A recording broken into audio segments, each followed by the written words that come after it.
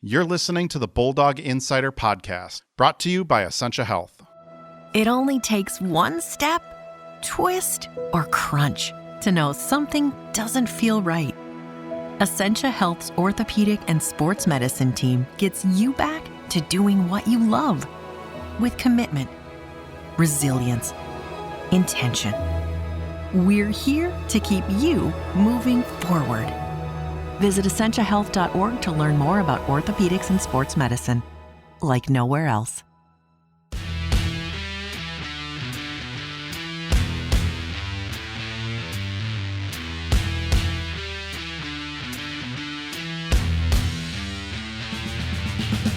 Hello and welcome to the Bulldog Insider podcast, brought to you by Essentia Health. I'm Matt Wellens, the Bulldogs hockey beat writer at the Duluth News Tribune and the Rink Live. No Zach Schneider this week, as he is off on assignment, aka busy with his day job. But that's okay, because we have a pair of guests this week who just got done through, I called it Super Senior Day to differentiate from the 5th and 6th year seniors and the two seniors coming back. Second time you two have actually been through, each have been through Senior Day. First person we'll introduce, she's now UMD's co-leader in career shutouts by a goaltender.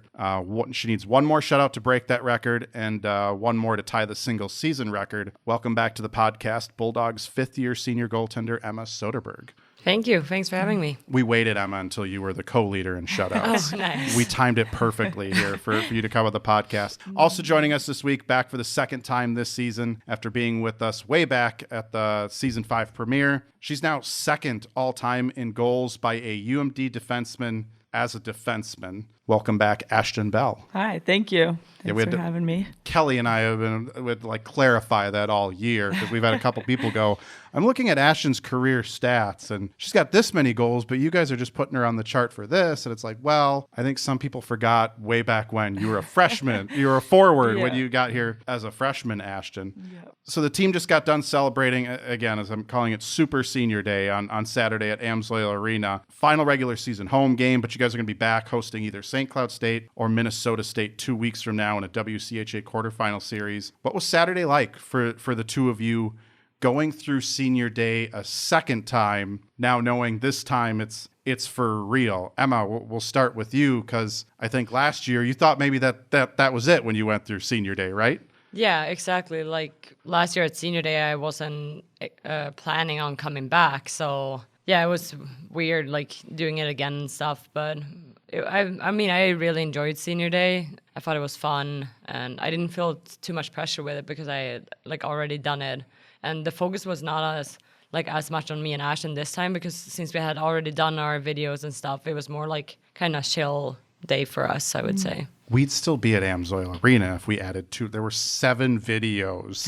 Yeah. If we added both of yours, they're just we can't do it again. Mm-hmm. So Emma, last year at that time, I think some of us were thinking there was a chance, obviously, because we were talking to some of your coaches who are like, we can totally convince her to come back yet. And you had people like Ashton on the committee. Mm-hmm. There was a committee behind the scenes, the committee to bring back Emma Soderberg for a 5th year. You treated last year's Senior Day as this was it, even though I think maybe you said there was an inkling that maybe you were thinking about coming back. I can't remember it. I think I was just I had in my head I had determined this is it, I am gonna graduate and I'm done.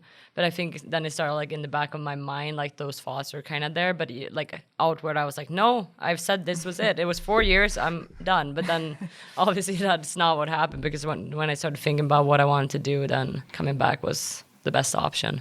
Hey, we all got Rogie to stick around here for 6 years. Getting Emma to come back for a 5th year, come on. Yeah. Ashton, for you, what was it like going through Senior Day again 2 years after, and you knew you were coming back. Mm-hmm. You just at that time didn't exactly know when you were coming back, right? Yeah, for sure. I think it was similar to what Emma said. It was a fun day. They did a great job celebrating us all and making it really fun and meaningful, and the videos were awesome, and just being able to celebrate the rest of our class was really cool. Definitely wasn't as emotional as I was 2 years ago. We had that heartbreaker loss against Wisconsin, so I was already had a lot of emotions after that loss. So, but yeah, this time around I just had a lot more fun with it and just enjoyed it, and enjoyed spending the time with the group and the team and celebrating everyone. So at that time, 2 years, obviously your mind at that time is on, you guys were playing Wisconsin for what was basically the WCHA regular season championship. And now that you mentioned, I'm remembering it, that was a tough loss, tough day for you guys.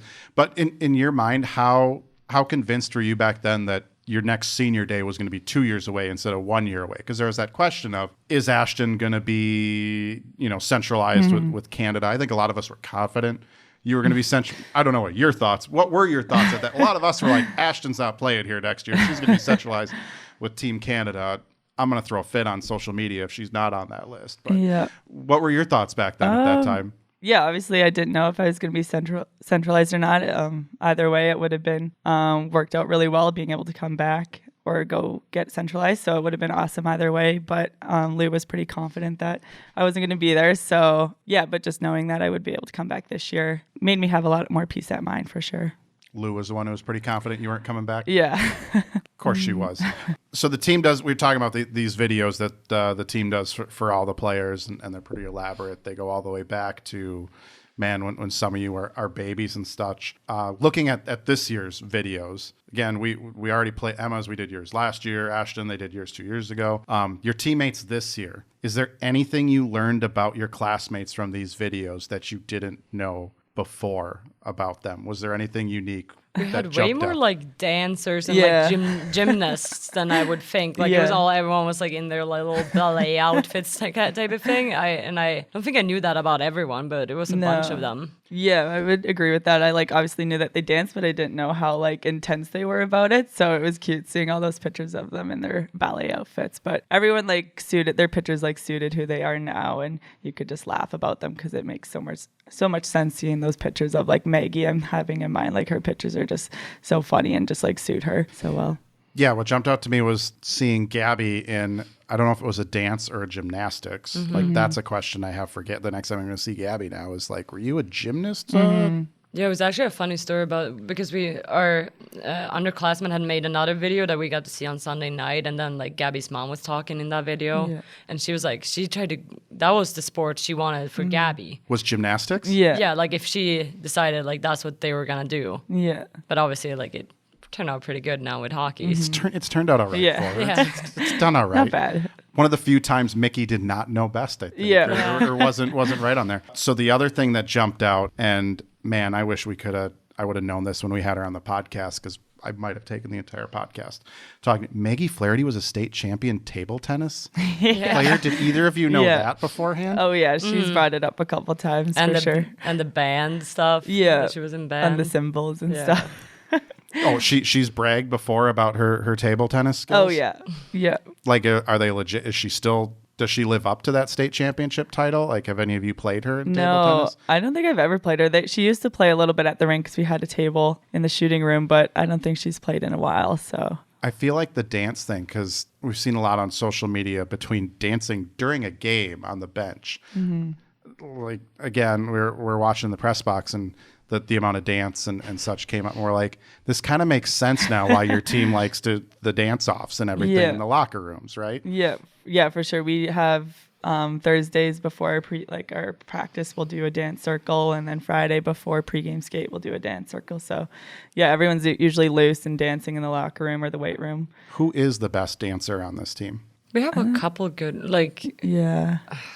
you and Manon are good. I think Maggie is hilarious when she dances because she goes so into it. Yeah, there's a lot. Baskey's a pretty good dancer too. Baskey. Yeah, there's a lot of good dancers. It's not just I'm going to call them professional, the trained dancers that have the skills. All right. Yeah, everyone's got their unique moves. So. All right, we're going to wind back the clock now for you two.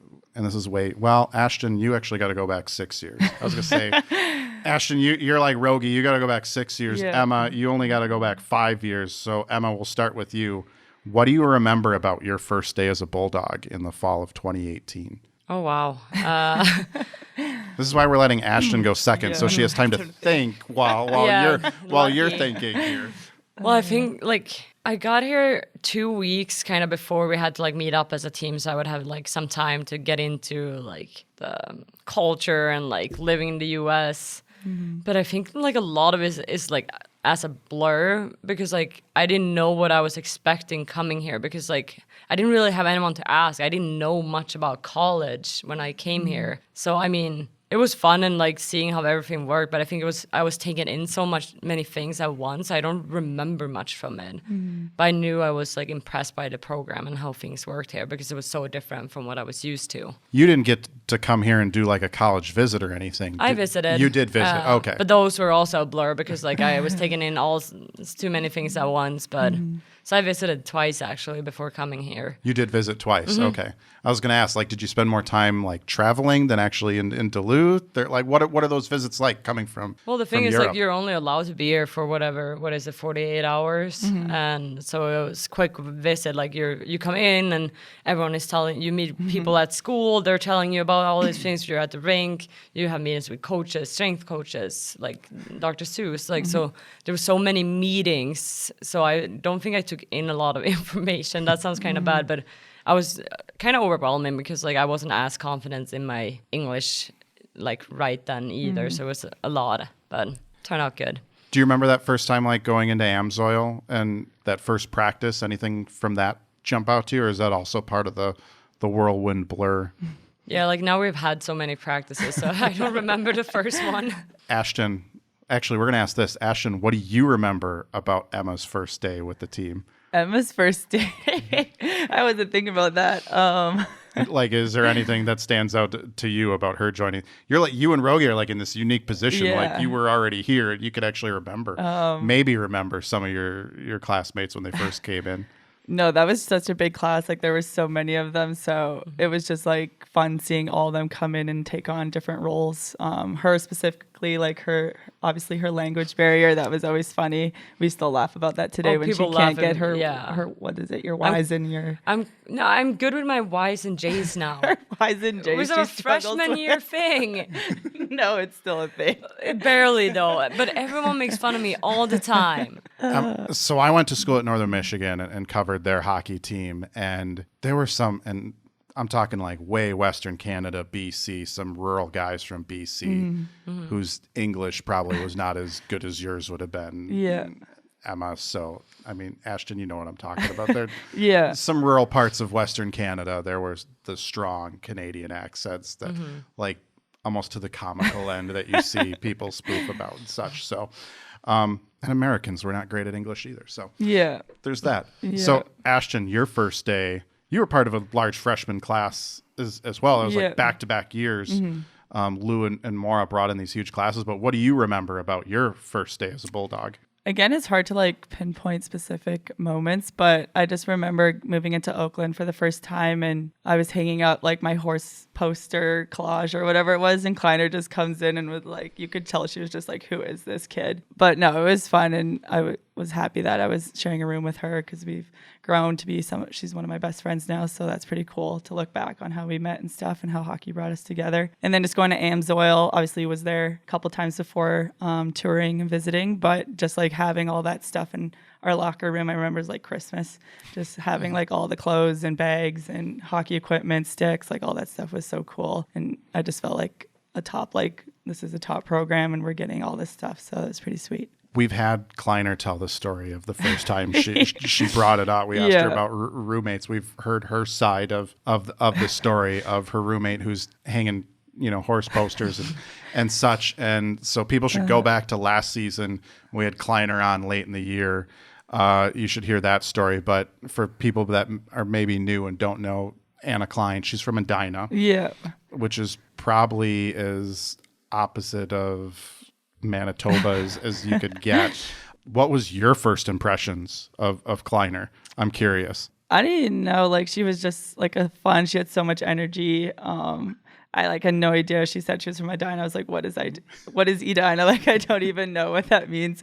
And there were just like so many people from all over like Minnesota. So it was just like crazy to think that there's so many towns throughout Minnesota. But no, she was awesome. So Did you ever get Kleiner to like go horseback riding? Have you gotten teammates to go horseback riding or anything like that with you? No, I've had a few people ask, so I'm trying to get a few girls to come out this summer. Still waiting for my invite. Yes, invite's always open. I tell her she can just come whenever. But I want to feel special.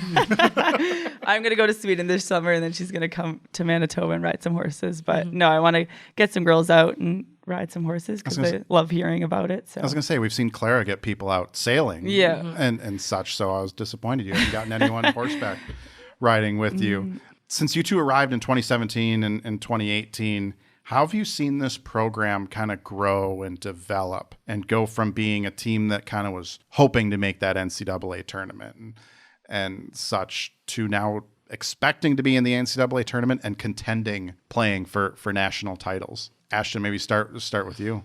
Yeah, I think obviously like we both came in and we weren't one of those top programs. Like the NCAA was never really in the picture. So seeing it now, like us getting there 2 times back to back is pretty sweet and just speaks volumes about this program, about the coaches and the culture that they've built and the players that they bring in.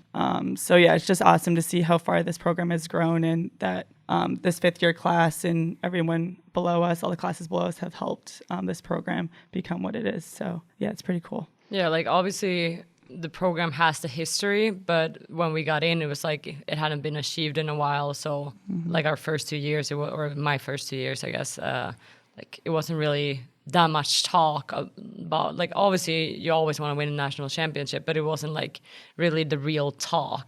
But now it's like something that's within our reach and like has been. So it's very cool to get to experience that as well, and how the program what the coaches has done for the program. How key was that trip to the NCAA tournament and then Frozen Four? It was all kind of one, that unique year in Erie.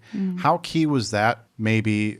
Because you're right, when you guys got here, there's the national championship banners and all the history, but it seemed like a distant history that hadn't happened in a while. I'm wondering how going to Erie for the Frozen Four, and then even, Ashton, I know you were a spectator last year at this point, but Emma playing for a national championship, did that kind of make some of that history feel more real as well? And what was it like to all of a sudden find yourselves a part of that history that you'd heard about since getting here? Oh, I mean, it was like such a cool, because same thing there, I didn't like really know what to expect, like what it means to play for a national championship. And going out to Erie, I thought, even though it was like a COVID experience, I thought it was a really cool experience still to get to play on that stage. And then like, I think that helped like confidence wise going into like last year, because like we had done it, you could like tone or like fade out like what's going on around us even more, because like now we knew what it was like, and now we could focus even more on hockey.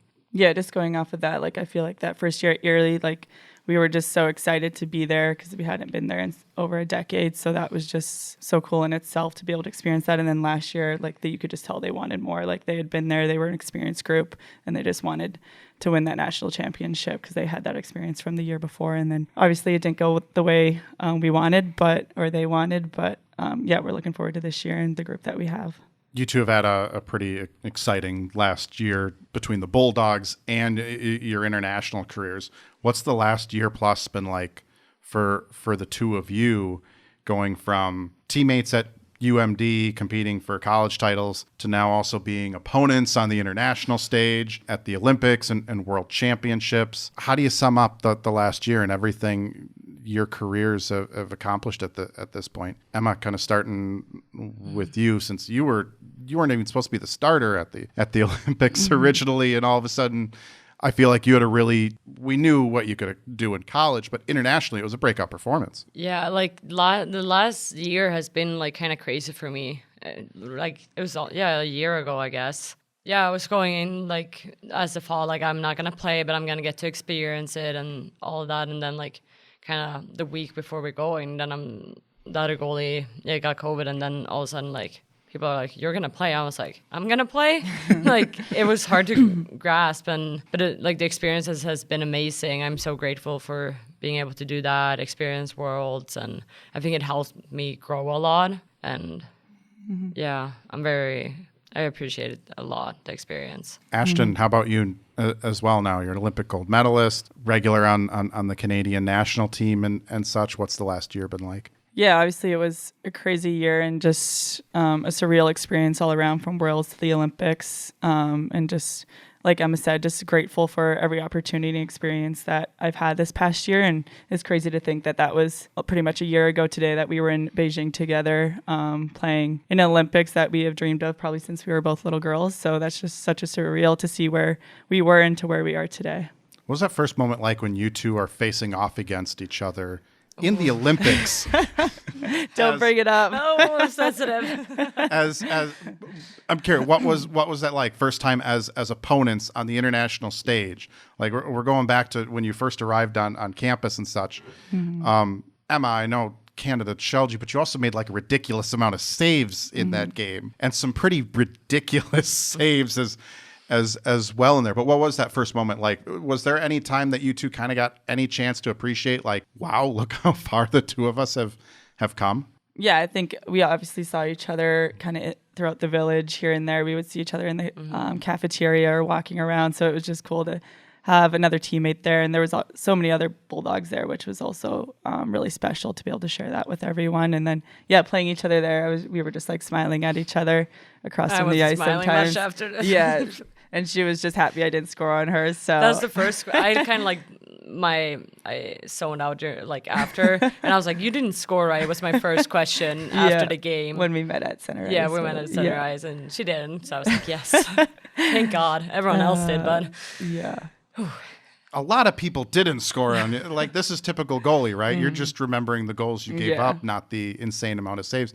I mean, you almost got them again, though, in the Worlds. Yeah, she redeemed herself for sure. Yeah, that was a better experience. Yeah. Ashton, what was that like for you in that? Because I was watching that Worlds game going, oh, my God, Emma might, like, steal one from Canada here. What was that like for you personally, watching her stonewall you guys until finally you broke through? No, obviously I was like so excited, and obviously I wanted us to win and score goals, but I was also just so happy for her because I knew how much that last game, she was devastated about that one. So it was just cool to see her just have an unbelievable game, and everyone's like on the bench like, she's from Duluth, right? Like she plays for the Bulldogs. Like, yeah, she's our goalie. So that was just pretty cool that they were acknowledging her for her performance that game. Were people asking you, like, what the heck what do we got to do? Like, how do we get by her now? I don't even know, so. You don't have the answer to that, to that question. Yeah. All right. We're going to take a short break. When we come back, we'll have more with Emma and Ashton. You're listening to the Bulldog Insider podcast, brought to you by Essentia Health.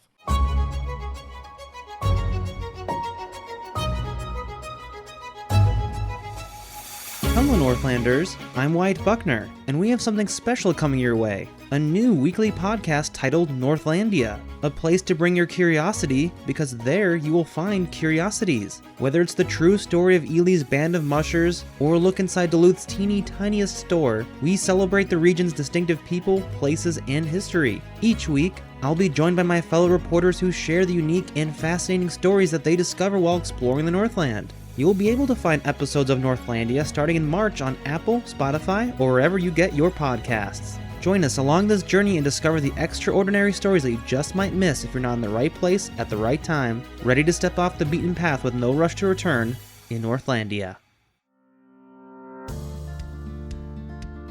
Hi, I'm Maria Lockwood, a reporter with the Superior Telegram.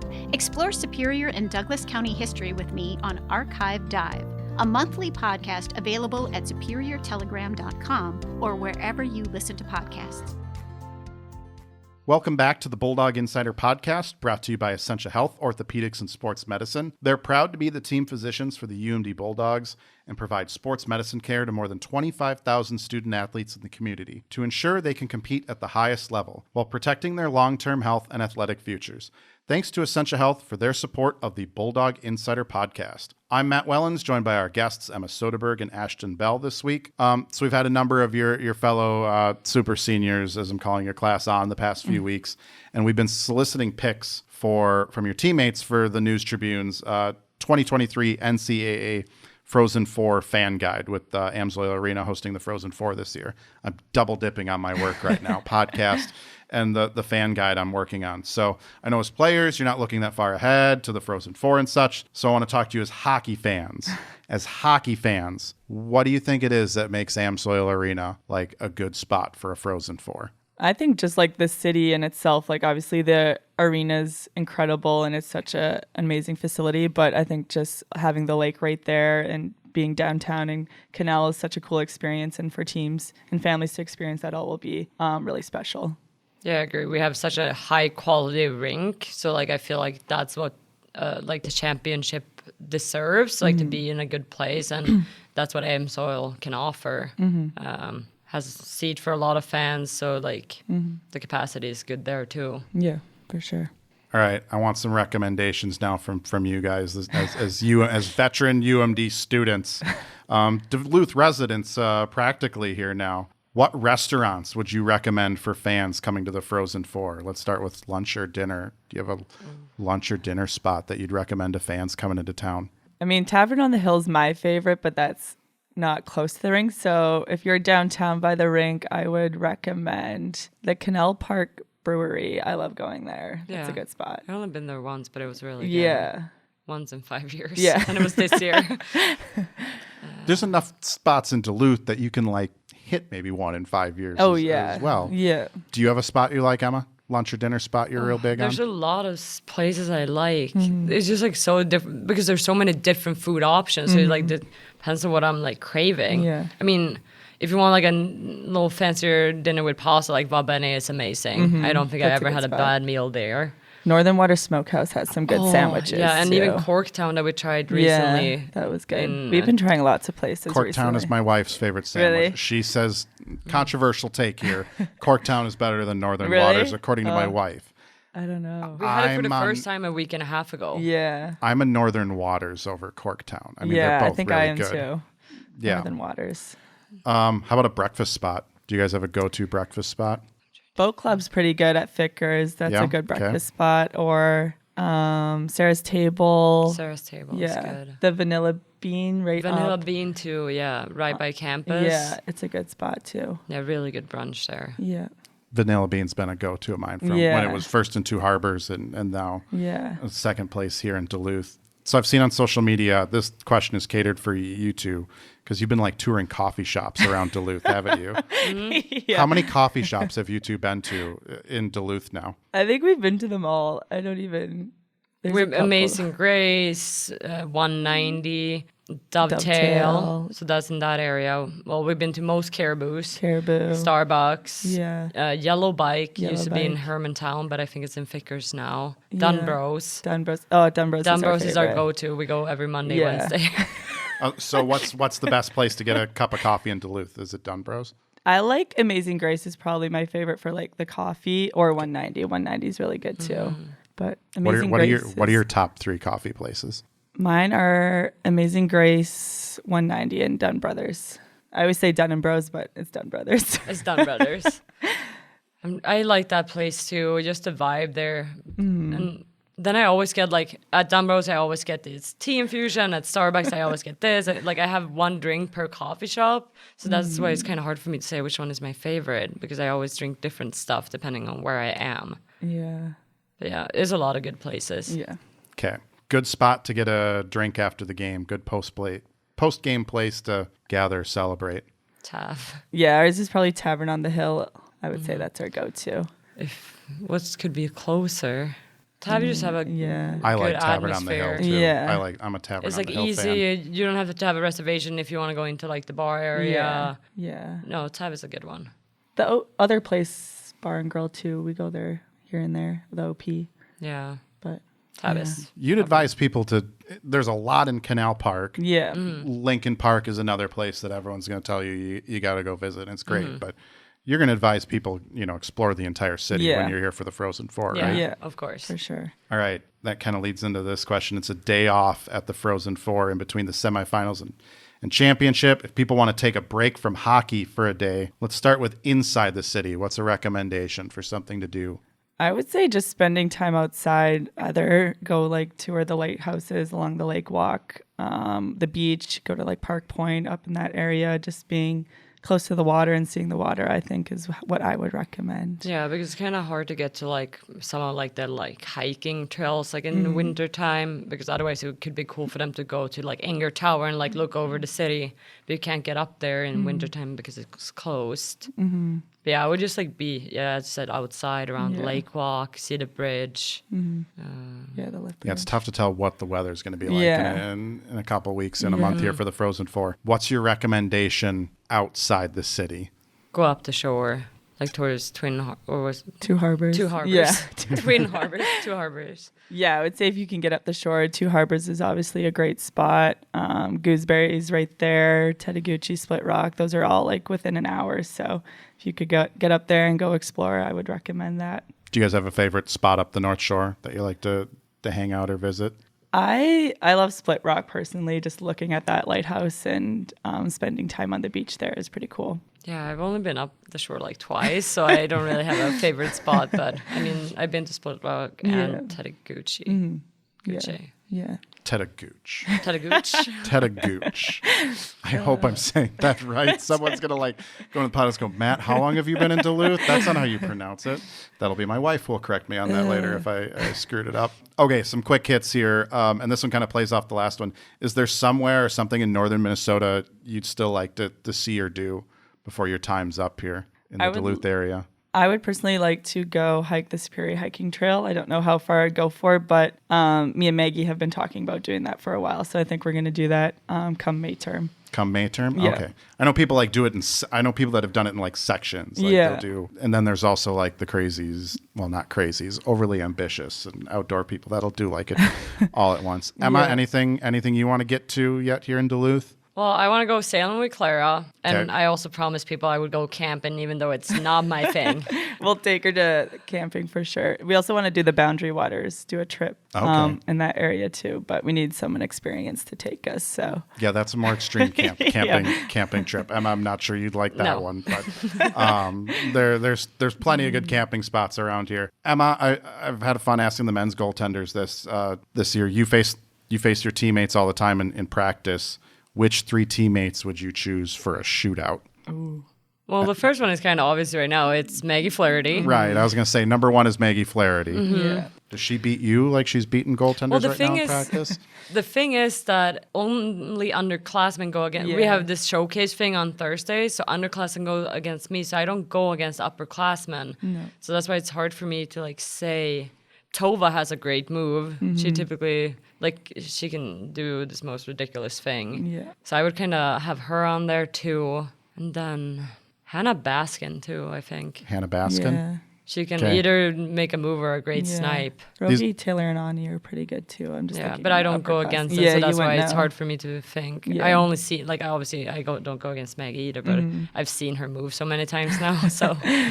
You'd stop that. Oh, yeah. Let's say that at least. All right, last one here. The NCAA is going to expand coaching staffs in men's and women's hockey next season from 3 to 4. What former teammate would make a good third assistant? Ooh, I would choose Sydney Brott. Sid Brott? Yeah. You think she's got that might be, Mora's brought back a number of her former players as Coach Sid Brott, huh? Yeah, I think that would be the one to bring back for me personally. I think so too.